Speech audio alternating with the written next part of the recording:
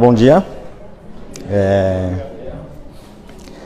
Como foi dito, seguindo a escala, hoje eu vou tentar passar algumas palavras. Estou bastante nervoso e talvez seja difícil entender, mas se prestar atenção, acho que consegue ser um pouquinho.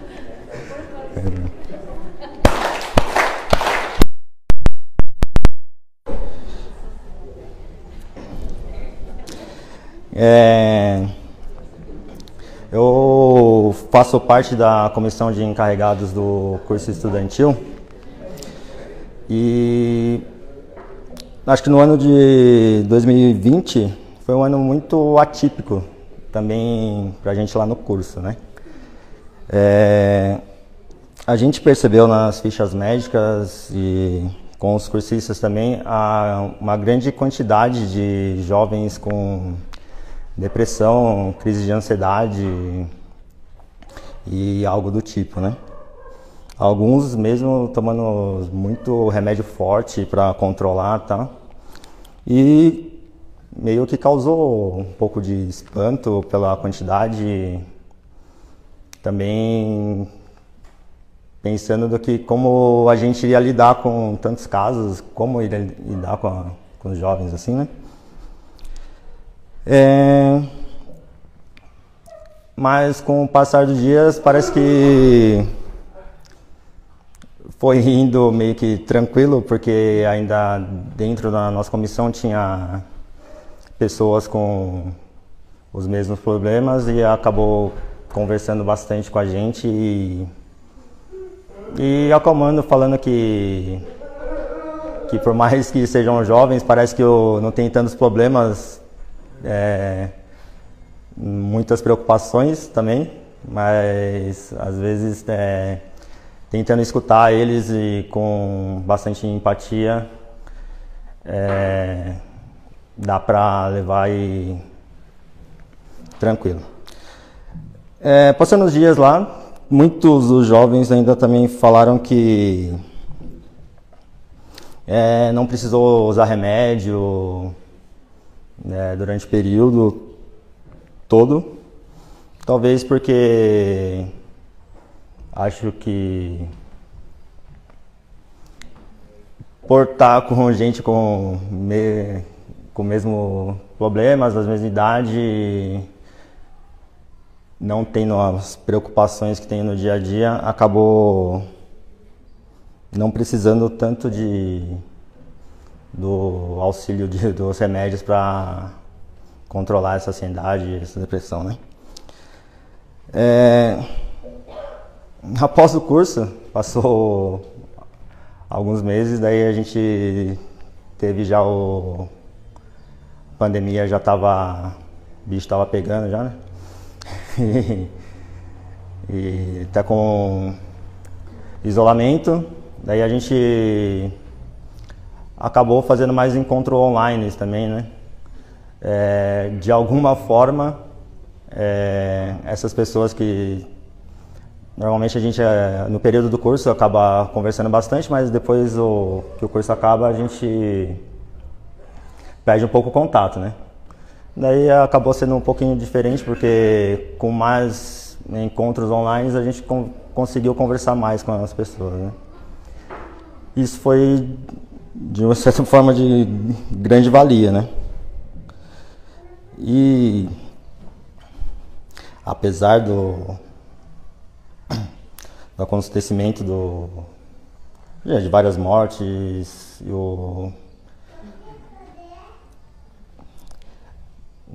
tudo que aconteceu durante o período mais difícil da pandemia, também umas coisas boas que a gente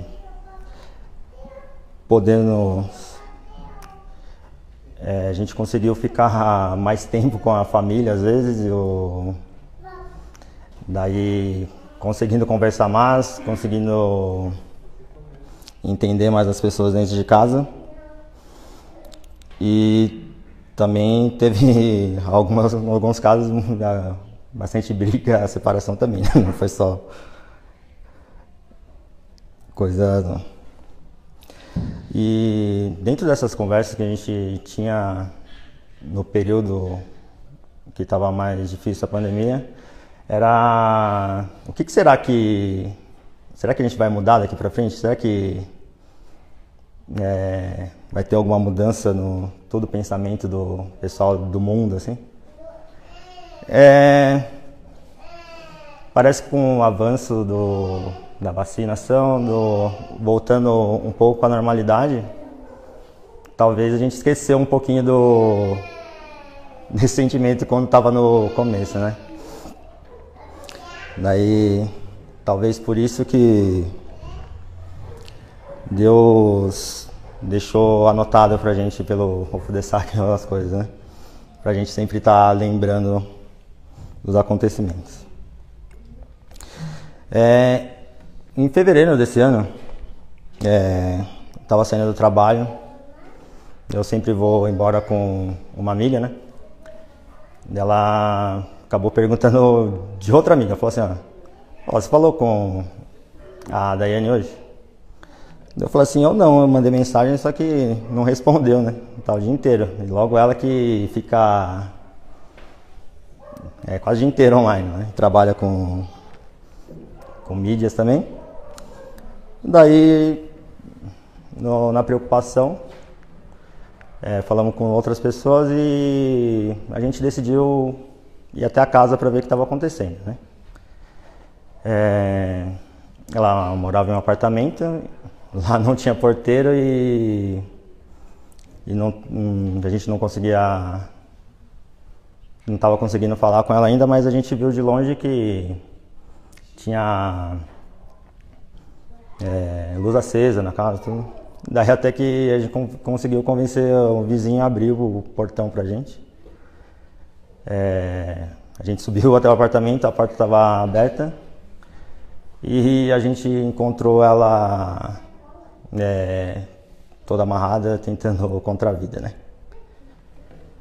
Aquilo lá causou, sei lá, espanto, sei lá, meio trauma também, porque na minha família já teve suicídio, então voltou bastante coisa do tempo de atrás, né, lembranças, né? Prontamente a gente chamou resgate, né? E ele falou que se a gente tivesse demorado um pouquinho mais, talvez não teria conseguido socorrer, né?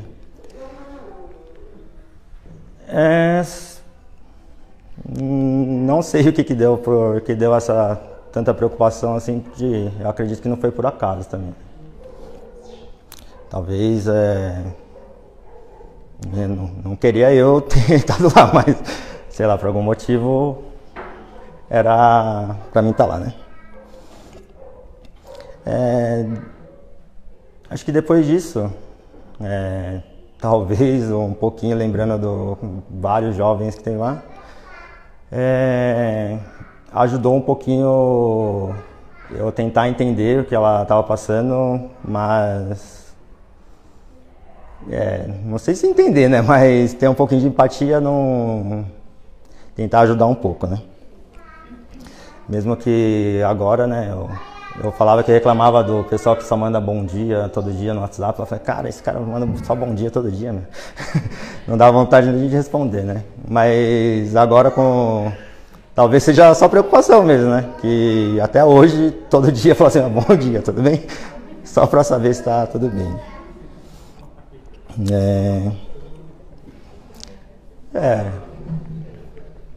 Eu não consegui tirar uma reflexão disso, nada, mas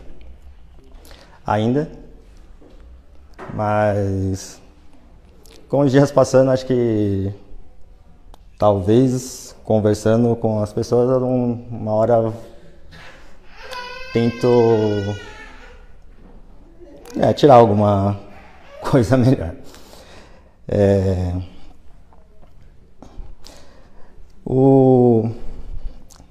Eu estava lendo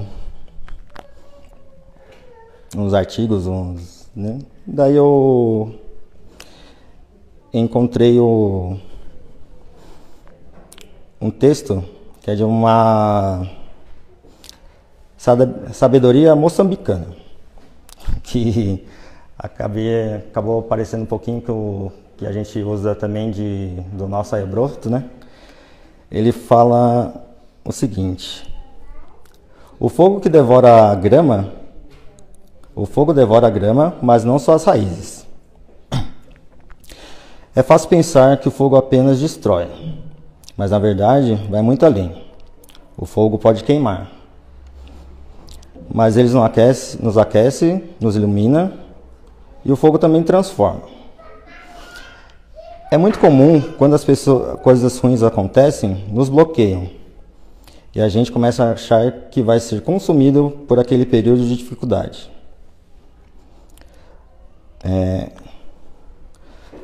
Pode até ser difícil superar o momento, mas como acontece com as plantas que foram queimadas, se não atingir as raízes, eles crescem novamente como uma fênix que renasce das cinzas. E a gente é capaz de fazer o mesmo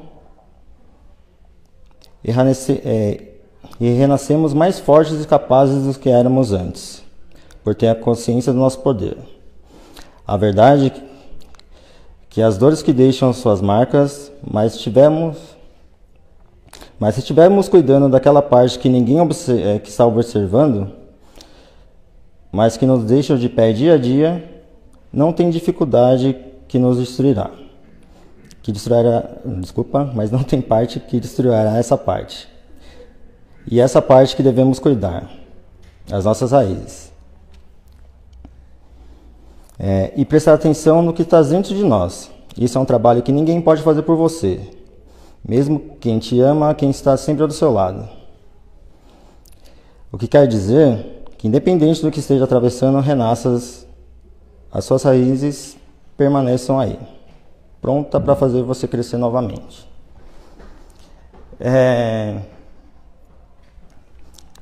Nesse texto eu achei que legal que do que a gente aprende, o que a gente tem em nossas raízes, nunca tem que estar cuidando da parte espiritual, né? Acho que isso que vai levar a gente para renascer, reinventar. Cuidando da parte espiritual, talvez a gente consiga superar qualquer coisa, né? Daí acho que é mais ou menos isso que eu queria passar hoje. Obrigado. Muito obrigado, Rodrigo. Cuidar da parte espiritual, né? Isso é uma coisa bastante importante que nós todos, o Oyasama sempre passou pra gente, né? Bem-vindos todos à cerimônia mensal de agosto, celebrada a cerimônia dos 71 anos de fundação da sede do Dendocho do Brasil e também a cerimônia de posse. Voltamos com o coração transbordante de alegria. O Koteki e a banda foram sensacionais, né? Hoje gostaria de comentar sobre o episódio 152, que tem o título A Força em Dobro. Por volta de 1884, a opressão policial era extremamente rigorosa e mesmo regressando a Adibá, raramente podia se encontrar com a Oyasama. As pessoas regressavam a Adibá, mas muitas vezes não podia se encontrar com a Oyasama.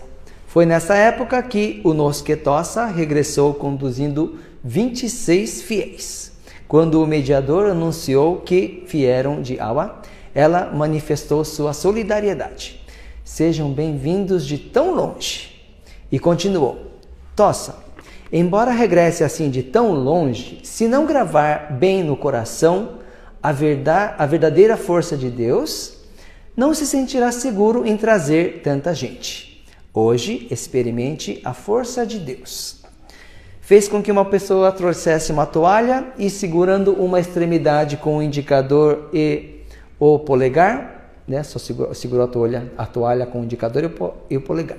e ofereceu a outra, dizendo: experimente puxá-la. Né? Ao outro lado, Tosa cumprimentou-a, puxou a toalha com toda a força, porém não conseguia tomá-la de modo algum.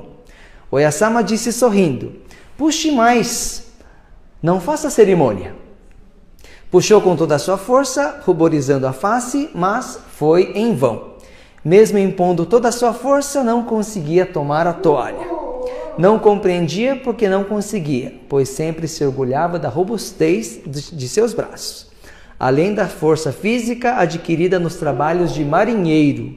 Finalmente abaixou a cabeça, dizendo: rendo-me.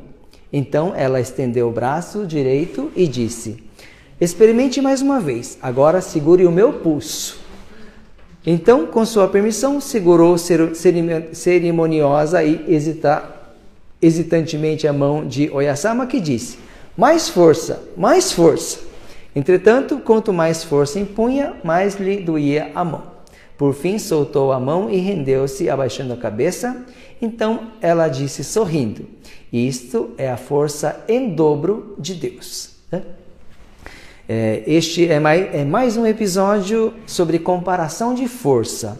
A força em dobro de Deus significa que, em primeiro lugar, o ser humano é que deve partir animado para fazer as coisas.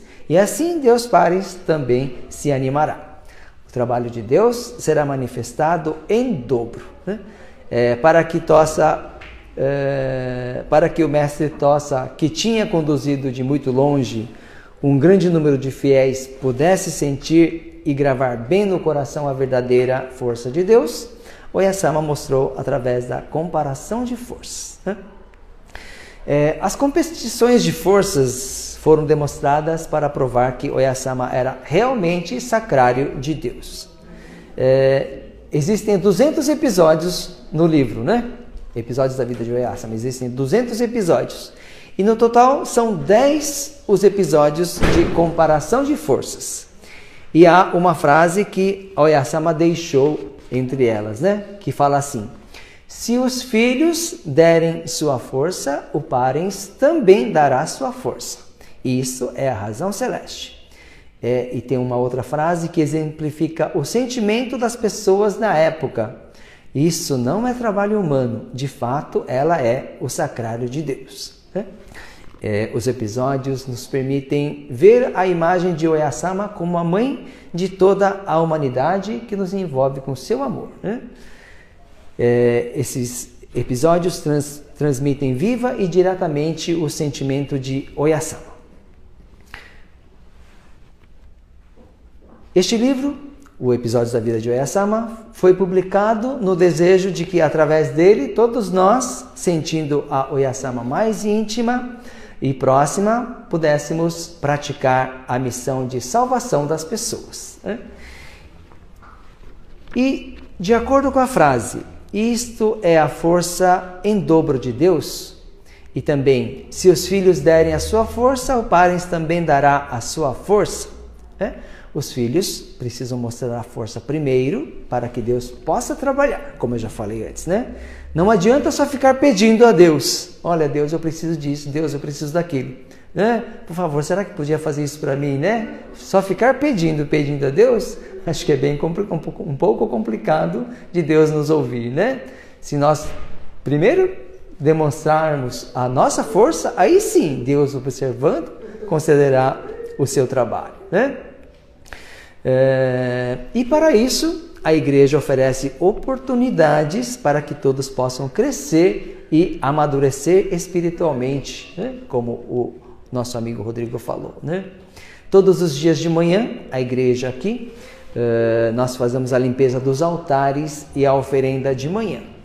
Muitas vezes, quando eu não estou na igreja, os meus meninos fazem a limpeza no dia anterior, para não ter que acordar cedo no dia seguinte. Não vejo nenhum problema nisso, Mas o acordar de manhã, puxa, será que aquele sono, vou vencer o sono e vou fazer. Então, acho que isso é aquela força que a gente acaba demonstrando ao acordar de manhã. Então, Para quem quiser ter essa oportunidade, a limpeza começa às 5h45 da manhã. Há um caso, né, aqui na igreja, de um casal que havia tido 2 abortos, né, e na terceira tentativa, o marido veio todos os dias de manhã, quase todos os dias durante a gestação, para a limpeza do altar daqui da igreja. E recebeu a graça do nascimento de uma filha, e hoje tem 2 filhos, né?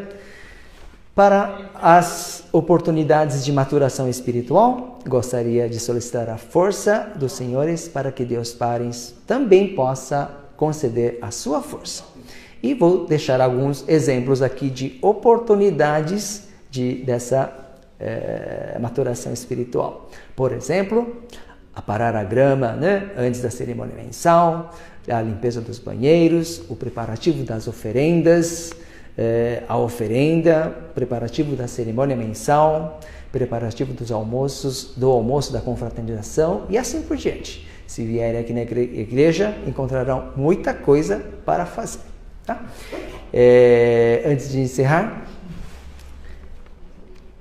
gostaria de comunicar que no mês que vem teremos a presença do condutor da Igreja Mor para fazer a visita doutrinária. Ele chegará no final desse mês, no dia 30, e ficará até o dia 6 à noite. Gostaria de contar com a presença de todos vocês para que a igreja fique bastante animada para recebermos as palavras do Pai Espiritual. E também gostaria de agradecer o empenho de todos para a pechincha. A pechincha foi bastante boa. Utilizaremos esse dinheiro da melhor forma possível na recepção do condutor da Igreja Mor e também para utilizar aqui nas obras e nas coisas da igreja, né? O condutor da Igreja Mor virá fazer a visita de doutrinação, porque em novembro desse ano a Igreja Mor irá completar 130 anos de fundação. Está bastante difícil nós conseguirmos o visto para o Japão, mas de repente até lá, quem sabe o visto já esteja liberado para todos, né? E quem puder comparecer, participar dessa cerimônia dos 130 anos, creio que o Pai Espiritual ficará bastante contente com isso. Como estão vendo ali, nós temos laranja que recebemos de oferenda do nosso amigo, e para quem tem altar em casa, podem fazer a oferenda no altar também ou levar para os amigos que estiverem com alguma enfermidade ou saborearem após agradecerem a Deus. Muito obrigado a todos pela presença.